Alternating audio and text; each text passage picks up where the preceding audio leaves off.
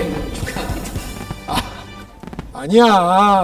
원래 1000명 될 줄 알았어. 중간에 한 300명 넘고 난 다음에 정체기가 너무 길게 왔습니다. 그래요? 네. 그거 왜들 그래. 구독하고 좋아요 좀 눌러주세요.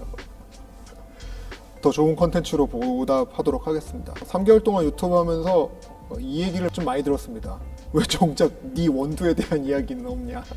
장비 리뷰 전문가라는 소리를 듣고 내 본업이 그게 아닌데 제 원두에 대한 이야기를 좀 짤막하게 한번 소개해볼까 합니다.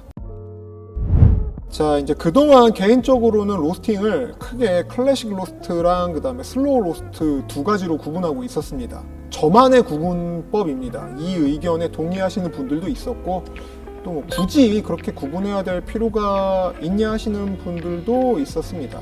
저희 아내가 그러더라고요. 오빠 왜 하나는 슬로우인데 하나는 그럼 나머지 하나는 패스트가 돼야 되는 거 아니야? 자, 일단 클래식 로스팅은 현재 커피웍스 팩토리에서 로스팅되고 판매되는 원두에 적용되는 로스팅 스타일입니다.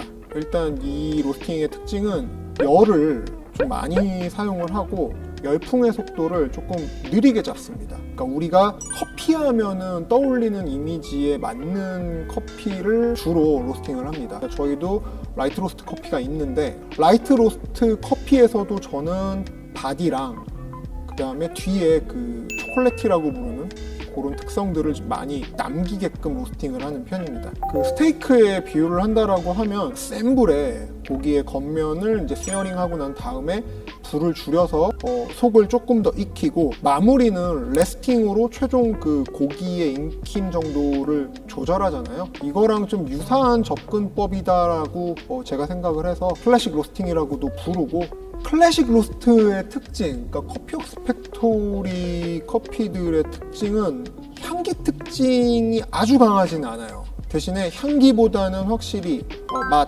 바디, 질감의 영역이 강조되고 좋은 느낌을 줍니다. 제 개인적인 감상이 아니라 저희 커피를 좋아하시는 분들의 특징이기도 해요. 그리고 이러한 클래식 로스트 같은 경우에는 어쨌든 열을 풍성하게 사용을 하기 때문에 그 로스팅 품질에서 디펙트라고 부르는 문제가 발생할 확률이 상대적으로 낮습니다. 그러니까 덜 익거나 쓰고 떫은 이런 맛은 나올 확률이 별로 없죠. 그 현 시점에서 스페셜티 커피의 특징을 잘 드러내는 단어 중에 하나가 티 라이크라는 표현인데 개인적으로는 커피는 어쨌든 바디감하고 좀 초콜릿 같은 특징이 드러나는 걸 선호하는 것도 있어서 클래식 로스팅을 고집해 왔습니다. 그리고 현재 어쨌든 시장에서의 상품성이 클래식 로스트 스타일이 압도적으로 높습니다. 이게 대중성을 지향한다라고 하면 많은 분들이 다 고만고만한 거 아니냐로 받아들여요. 더 좋은 재료를 쓰고 좋은 장비를 쓰고 높은 수준으로 표현할 수 있게끔 노력을 하고 있습니다. 그게 저희 커피의 특징이고 저희 거래처의 규모라든가 이런 게 안 알려져 있거든요.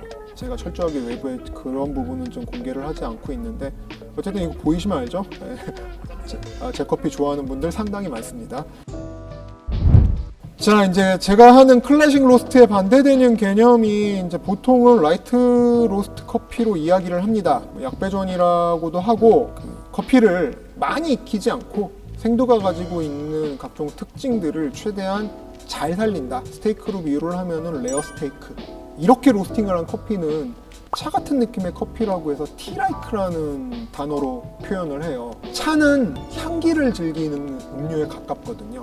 그래서 커피 역시 기존의 클래식한 커피가 맛에 조금 더 강조를 뒀다라고 하면은 이제 스페셜티 커피 현 시점에서는 그 향을 좀 더 풍부하고 다양하게 즐기는 쪽으로 가는 게 더 맞지 않냐. 커피뿐만이 아니라 어떤 영역이든지 재료가 좋으면은 그 재료의 특징을 최대한 드러내는 쪽으로 뭔가 요리를 하려고 하는 것 같아요. 커피 역시 스페셜티 커피라 함은 어쨌든 생두의 품질이 엄청나게 좋은 커피들이거든요. 그러니까 요거 자체의 매력을 살리려면은 너무 과하게 많이 익히는 것보다는 과하지 않게 맛보다는 커피가 가지고 있는 향기 특성을 훨씬 화려하게 많이 살린다. 그런 개념이긴 합니다. 그 일반적으로 라이트 로스트 커피는 흔히 시중에서는 이제 노르딕 로스트랑 동일한 개념으로 받아들여지기도 해요. 근데 정확하게는 노르딕은 단순히 덜 익힌 라이트 로스트랑은 개념이 다릅니다. 슬로우 로스트 스타일은 클래식 로스트 스타일이랑 비교를 한다라고 하면은 향기 특징이 되게 강하게 부각이 돼요. 발연이란 부분을 극대화시키지 않는 선에서 로스팅을 하려고 하다 보니까 소위 말하는 디펙트라는 요인이 발생할 확률이 좀 있습니다. 슬로우 로스트를 할 때는 이런 디펙트가 나오는 걸 방지하기 위해서라도 생두의 절대적인 품질이 정말 중요합니다. 원재료가 비싸기 때문에 그걸 볶아서 파는 원두의 판매가도 상대적으로 다른 커피 대비 되게 비싸질 수밖에 없고 상품 경쟁력이 상당히 떨어집니다. 좋은 커피에 대한 수요도 몇 년 전과 비교하면 정말 많이 상승을 했습니다. 하지만 그럼에도 불구하고 아직까지 한국의 커피 시장은 가격이 제일 중요합니다. 그 전까지는 저도 라이트 로스트 있고 덜 익힌 커피라고 생각을 하고 있었는데 공부를 해야 되니까 라이트 로스트로 유명한 해외 로스터들의 커피를 샘플로 여러 가지를 좀 마셔봤는데 상당히 충격을 좀 받았습니다. 자, 이제 요게 트렁크 커피라고 요번에 카페쇼에 갔더니 커피 엘리? 그쪽에 이 양반이 와 있더라고요. 아시아 쪽 커피계에서는 지금 되게 유명한 인사입니다, 이 사람이. 일본 쪽에서 라이트 로스트 노르딕 스타일의 거의 대가?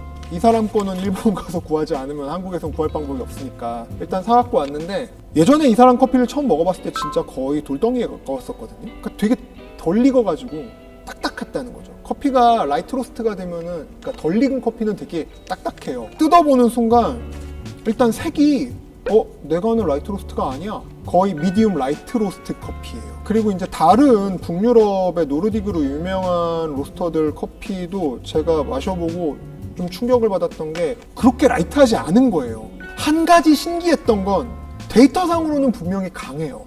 근데 향과 맛, 바디의 발현은 우리가 알고 있던 라이트 로스트 된 커피들의 특징을 갖고 있었어요. 그러니까 라이트 로스트 커피 특유의 향 발현은 풍성한데 덜 익거나 바디의 맛이 약하지가 않았었어요. 그 사실 슬로우 로스트라는 표현은 해외에서는 주로 사용되는 표현이기는 해요. 그래서 이 슬로우 로스트라는 거를 제 나름대로 이제 해석을 한 게 슬로우 로스트는 수비드 스테이크로 볼 수 있을 것 같아요. 저온에서 오랜 시간 동안 스테이크의 단백질을 변성을 하면서 맛을 내잖아요. 고기가 익을 때 맛은 다 나는데 이제 마지막으로 그거를 팬프라잉으로 해가지고 겉만 살짝 익혀서 내면은 똑같은 레어라고 해도 클래식한 스타일로 구운 레어 스테이크랑 완전 다르거든요.